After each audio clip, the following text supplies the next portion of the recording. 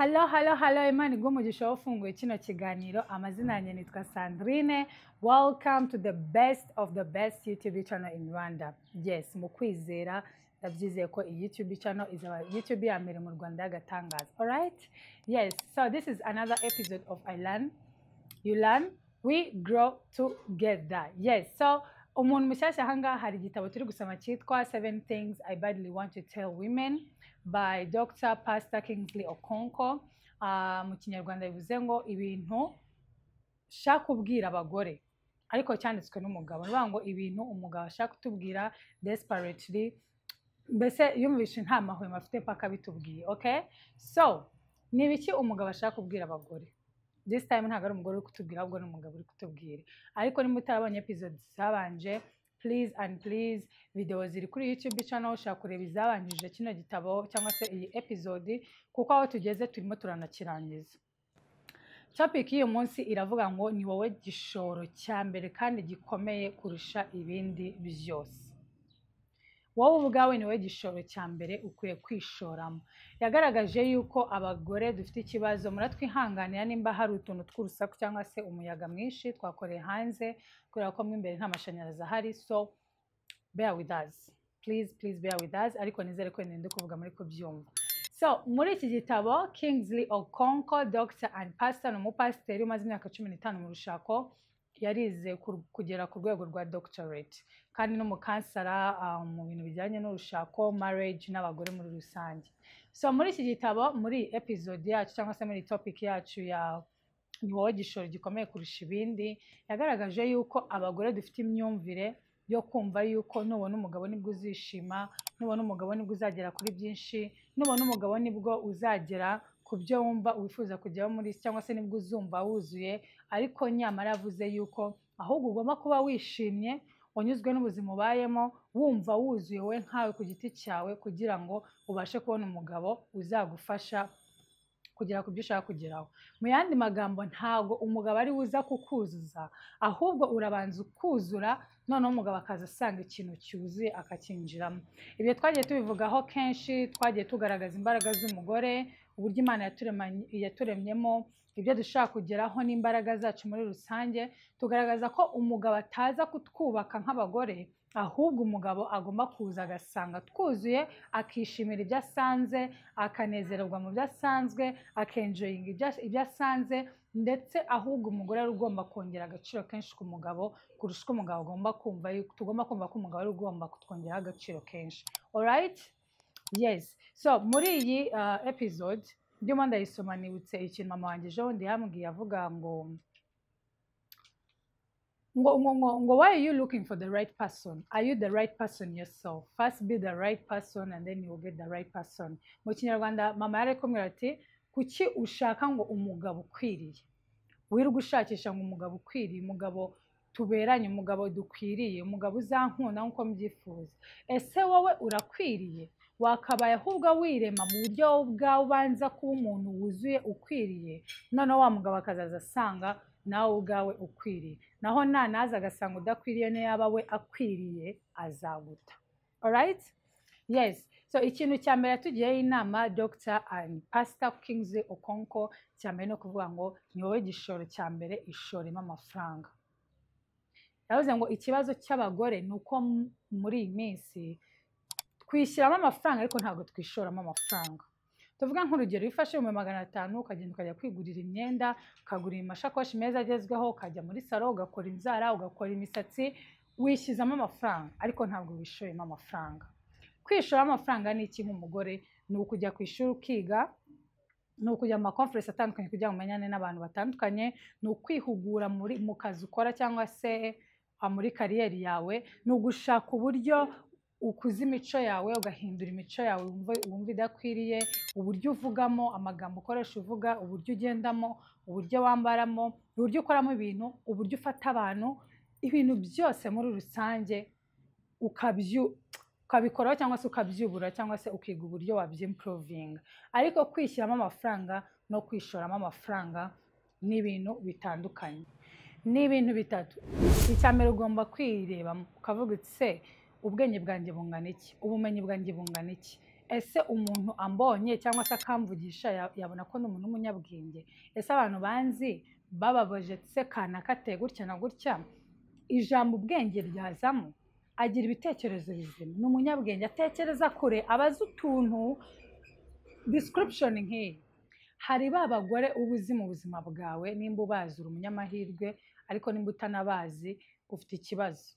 Hari wa muntu uba uzi mu buzima bwawe ku buryo uvuga uti buriya Diana arabizi, buriya Liliane arabizi, reka tumuhamagare, uriya abaza utuntu, ariko buriya kanaka nk'ukuntu muzi mumubwiye ikibazo mufite ashaka kungira inama. Ese uri umuntu umeze gutyo? Nimba utari umuntu umeze gutyo, wa muntu abantu bashaka kugisha inama, wa muntu abantu bashaka kumva ibitekerezo bye kugira ngo kuko bizeye yuko hari ikindi kintu cy'ubwenge ushobora kubongeraho, nicyo gihe kugira ngo ushake uburyo wiyuburura ube nka wa muntu nawe ukunda gusanga ngo akugira inama, ngo agufashe mu bintu bitandukanye. Haranira kuba umugore w'umunyabwenge, haranira kuba umugore ufite ibitekerezo bizima, haranira kuba umugore utekereza kure, w'umu problem solver, utanga ibisubizo muri sosiyete no mu bandi. Ikindi cya kabiri ugomba kwirebamo wowe nkawe ubwawe kugira ngo ubashe kuba uwundi muntu muzima urenze aho uri uyu munsi, ni icyizere wigirira nk'umuntu. Ese wigirira icyizere? Ese wumva ufite imbaraga? Ese wumva iyo ugiye gukora ibintu uba wumva ko kubishyizeho umutima uvuga uti yes I can do it? Ese ibintu byanze uravuga uti no, I must push, I must go on, I must kwigirira icyizere nk'umuntu. Ese iyo winjiye mu bantu cyangwa se ahantu hicaye abantu, winjira nk'umuntu ufite icyizere cyangwa winjira nk'umuntu wiburiye icyizere? The opposite. Uburyo uvugamo uvuga nk'umuntu wifitiye icyizere, cyangwa uravuga ugatangira kurira, ukabanza ugatangira gutitira, ukumva ufite ubwoba, ukumva ibintu bivuge ntabwo abantu bari bubyumve, ukumva abantu hari ukuntu bagufata. Wigirira icyizere nk'umuntu.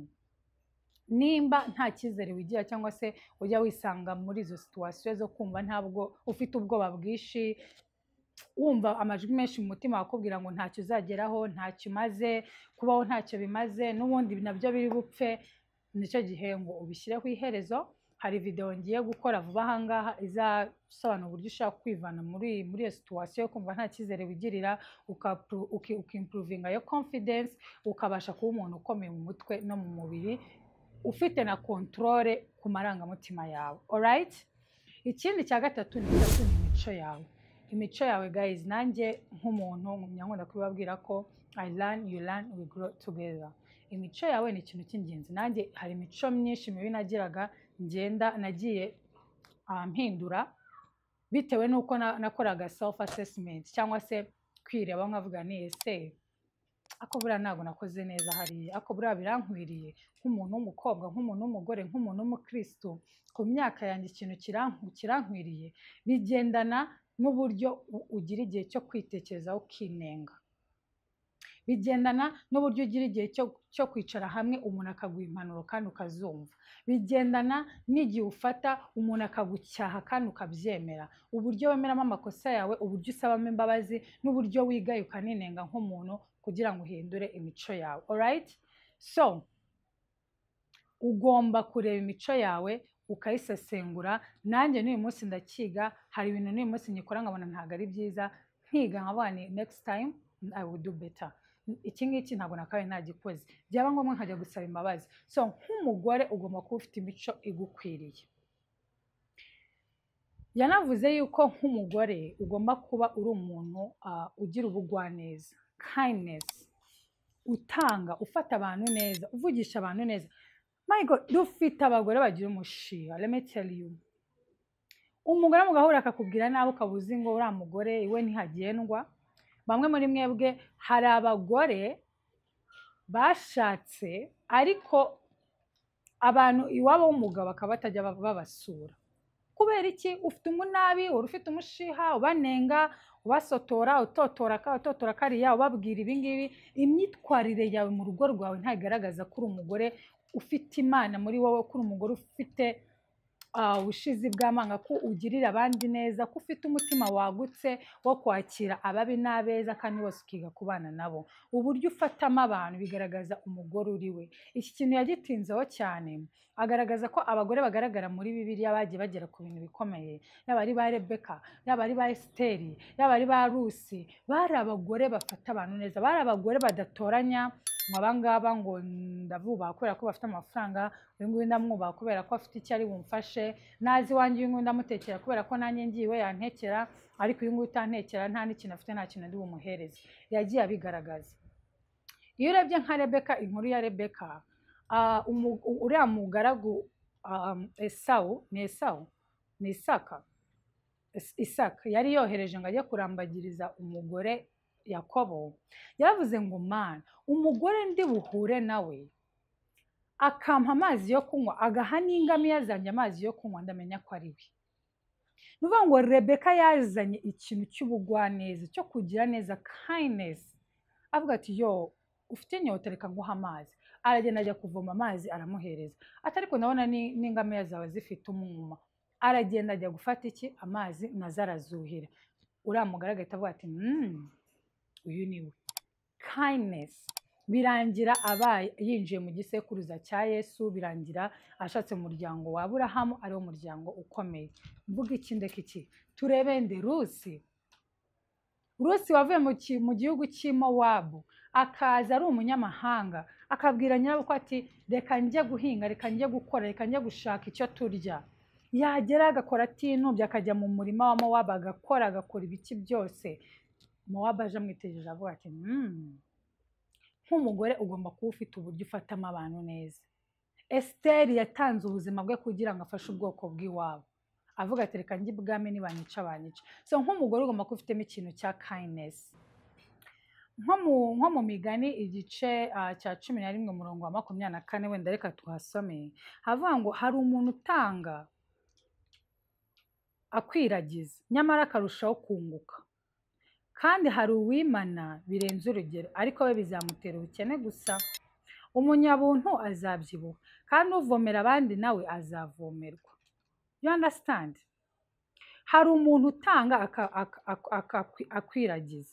Uvuga ngo wa muntu utanga ku buryo aheza abantu bose, ahageze, we ufite ibibazo, reka ngufashe. Icyo afite akagitanga. Ntabwo bivuze ngo wikureho ibyo ufite byose, ariko byibuze ugerageza gutanga. Kandi ntabwo dutanga amafaranga gusa, dutanga umwanya, dutanga urukundo, dutanga aho kuryama wabuze aho uryama, dutanga ibiryo, dutanga amafaranga tuyafite, dutanga inama, dutanga ibintu byinshi. Nk'umugore twaremewe gutanga. Wenda ushaka kureba ikiganiro twagize njyewe na Faustina kijyanye n'uriya mugore uvugwa mu Migani mu gice cya 31 umurongo wa 10 kuzamura. Twagaragaje uburyo cyangwa se uburyo Bibiliya igaragaza ko nk'umugore ukwiye gutanga. Ugomba kuba uri umunyabuntu, ugomba kuba ufasha abaturanyi, ngo ashimwa n'abaturanyi kuko abafasha. Abo mu rugo rw'abajabe n'abagaragu be bose akabafasha. So nk'umugore ugoye kumenya yuko gutanga birushaho kunguka. Na Bibiliya iravuga ngo gutanga biruta guhabwa, ko gutanga bizana umugisha kurusha guhabwa. Ese uri umugore nyabaki ushibura abantu, w'umunyabugugu udatanga, ugundira utuntu? What kind of woman are you? And what kind of woman do you want to be? Kuko n'ahangaha mu Migani igice cya 14 haravuga ngo umugore w'umutima wese yubaka urugo, ariko umupfu we ubwe ararusenya. Muri Bibiliya y'Icyongereza havuga ngo a woman of wisdom, umugore w'umunyabwenge. Ariko ahangaha muri Bibiliya y'Ikinyarwanda bakojeje ijambo umugore w'umutima. Gusa nanone uko byagenda kose, umugore w'umutima afite n'ubwenge. Kandi nta mugore ugira ubwenge ubura umutima. Umutima w'umugore uragutse, umutima w'umugore ni munini, ukwirwamo byose, wakira bose, kugirira neza abandi, ukamenya igihe cyo kuvuga hoya n'igihe cyo kuvuga yego, ukamenya aho ibintu bitangira n'aho bigarukira, akubaha abantu kandi akabagirira neza igihe cyose ashoboye. So ndi gusoza nk'umugore nk'uko tubibonye muri kino gitabo cyacu cya 7 things about you want to tell women. Kwishoramo mu bimenyi bwawe, mu mikorere yawe, guhindura imico yawe, kugira ubwenge, kwiyubaha no kubaha abandi, no kugira ubugira neza cyangwa se ubugwa neza, ni ibintu bizagufasha kuba umugore utandukanye n'usanzwe uriwe. Alright, yes. Nangandi busoreze n'impamvu kino kiganiro kigufashije cyangwa se arundi muntu muziranye ukeneye kucyumva, don't hesitate, share this video. Mbwira muri comment icyo bitekerezaho, mbwira ikibazo ufite nzagusubiza cyangwa se nkore video ngusubiza. thank you so much kandi ndabashimiye abantu bakomeje kureba video zanjye gukora subscribe mu gihe cy'amezi 2 ngewe nishimiye progress ndiho ndashima Imana kandi nizeye ko mu gihe cy'amezi make nkuko nabivuze ntangira this is going to be the best YouTube channel in Rwanda. Okay,